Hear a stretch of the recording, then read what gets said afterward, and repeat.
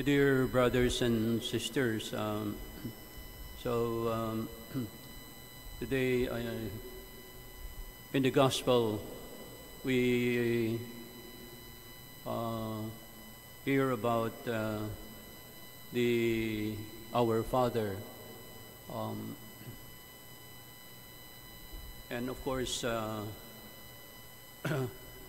the also the names of our Father. Maalala ko po yung religious class, mayroong klase. At yung guro sa high school ay sinabi niya,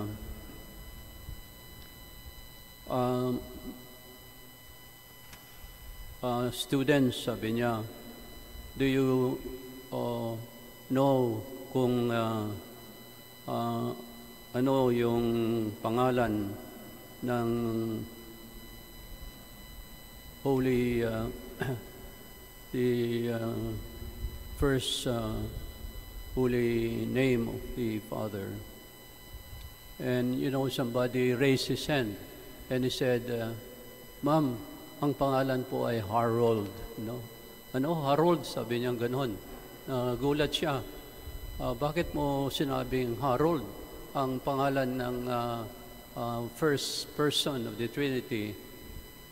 Kasi hindi ba, ma'am, kung tayo ay nanalangin, ay sinasabi natin, Our Father, who art in heaven, hallowed be thy name, sabi niya.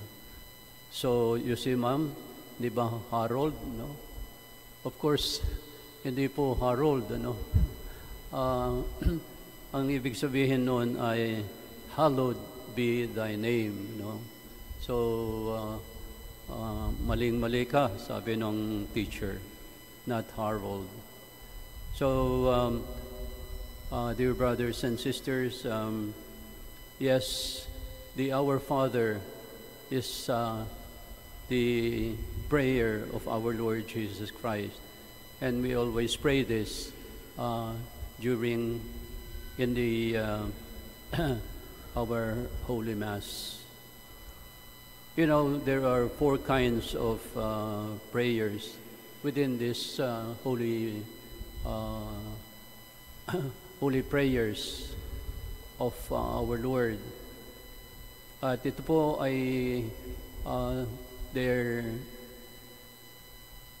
abbreviated as ACTS. So, ang ibig sabihin po ay yung Act A means the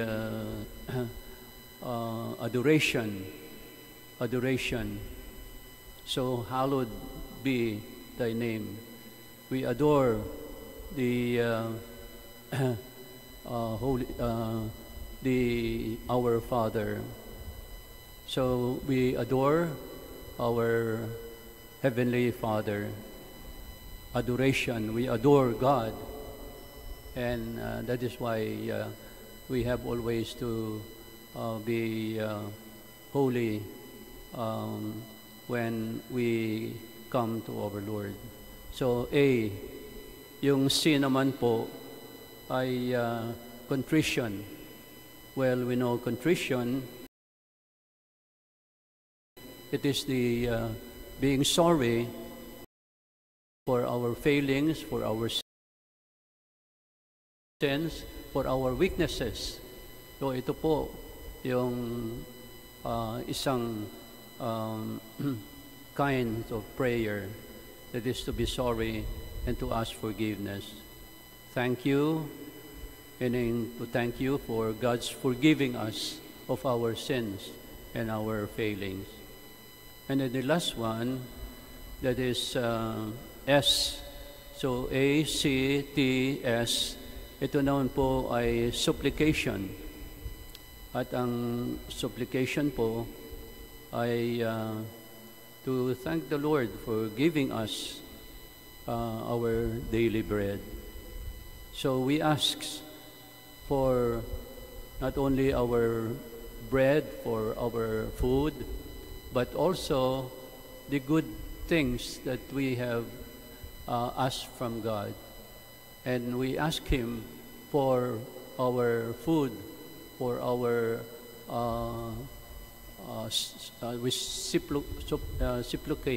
reciprocate our God, and to ask for what we are asking for.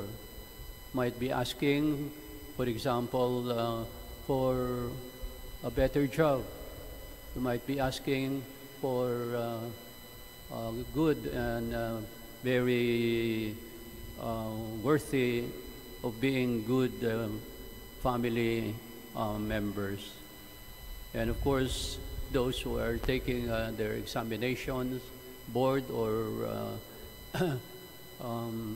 other examinations, then we are asking, therefore, we ask supplication from the Lord. We want to have money, a lot of money, and then, of course, hindi po sa pogo mangyayari yung mga na yan, masama, kundi, your good works. But it is not something that is very evil when we do ask for something to make us rich. So these are all, my dear brothers and sisters, adoration. Then there is contrition, meaning to be sorry, to ask forgiveness. And then this supplication, that is when we ask for something, and of course to thank the Lord. Acts. Now, of all these brothers and sisters, siguro ang pinaka-common that we are praying is supplication. Anong ibig sabihin nito? That we are asking for the Lord for this and that, And isn't it that we go for novena, St. Jude, to Our Lady of Perpetual Help, and then you go to, for example, Quiapo, and ask the Lord for supplications. Lord, sana I will pass the board examination. Lord, I want that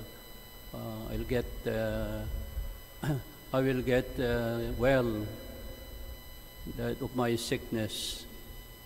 Lord, I want that we would increase our savings, Lord. Now the other is, which is very difficult to follow, and that is contrition or forgiveness. Yan po ang pinakamahirap po na gustong gawin ng ating Panginoon sa bawat isa sa atin. It is not easy to forgive. Alam niyo po, minsan ay mayroong tiya ko na galing sa US, and then nung nandito na siya, ay sabi ng mga magkakapatid, ay mabuti pa nandito yung ating kapatid, ay we will now talk about our properties na we will already try to give what is theirs, while we are still around. Ay alam po ninyo, okay, sabi nila, pero nag-aaway sila tungkol doon sa lupa, and they could not really. So I was the one who was the one who tried to pacify them, and to help them, that they would be able to do what is right and what is divided properly. So I thought that everything was okay already, mayroon pang mga sinulatan, kung alin ang lupa na bibigay dito, mga ganyan, 5 sila. And then alam po ninyo, when the sister who was in the U.S. returned already, and then, she was very happy that everything was done in peace and already given to one another and like this. Alam niyo nung bumalik siya dito sa Pilipinas, she found out that wala palang binigay sa mga lupa na pinaghati-hatian. And she was very, very sad. At tignan ninyo mga kapatid, how difficult it is to really break the heart of a brother or sister, lalong-lalo na sa pera, lalong-lalo na sa mga lupa na mamanahin. So it's very difficult. And she said, I don't want to quarrel with these brothers and sisters of mine. No, but I said, you have to really do what you're supposed to do. And that is, you have your own property also. Never mind, she said, Well, kung never mind, at least sa akin mo na lang ipamanas yung lupa mo na hindi mo ayaw mong kunin, sinabi ko. Oh. But anyway, I was just joking with her. Now, another thing, for example, about forgiveness, contrition. There are some people really, they are religious. They're very good to one another. Pero ang nangyayari, nag-aaway at nagsisimba, nangungumunyon. But it's very difficult for relatives, for brothers and sisters to get united, even if they are holy, they are always very good, and even receive Holy Communion and always go to Mass. So alam niyo, napakahirap talaga. And this is what I have learned as a priest, because even our relatives, so difficult for them. They're very nice, But when it comes to certain things, like I mentioned to you about properties, and then the other one, very religious, but they do not forgive one another because of certain things that they have quarreled about, and were not able to forgive this for years even.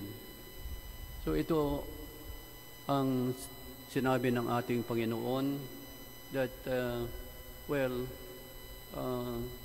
true love for God, the true ways of becoming a good really Christian Catholic, of being a true religious Christian, we should remember what our Lord said in the Our Father. Forgive us as we forgive those who have hurt us, who have sinned against us. My dear brothers and sisters, let us think, and let us also reflect what our Lord said in the Our Father. If you do not forgive your enemies, if you do not forgive your brothers and sisters who have wronged you, then your Heavenly Father will not forgive you either. So, sana huwag nating kalilimutan yan. Very strong ang mga salita ng ating Panginoon, that we should forgive one another as He said. Amen.